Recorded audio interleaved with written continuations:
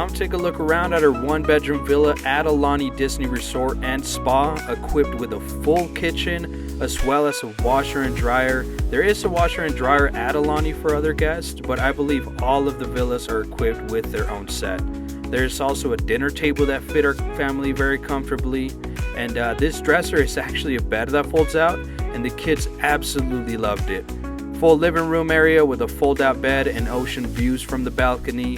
And there's Mickey Mouses hidden all throughout the resort and our room, one being this Mickey Mouse made out of hand towels, as you can see. And now making our way to the bedroom with a king-size bed that was very comfortable, also with its own ocean view balcony, workspace that you can see here in the corner of the bedroom. There's also a jacuzzi with its own privacy doors and a closet for more storage. Now we move into the bathroom with an overhead shower head and a relaxing vibe just throughout the whole room. Now this is that ocean view we had from the balcony that unfortunately was being blocked by the Four Seasons Hotel, but we still got to see the sunset and sunrise.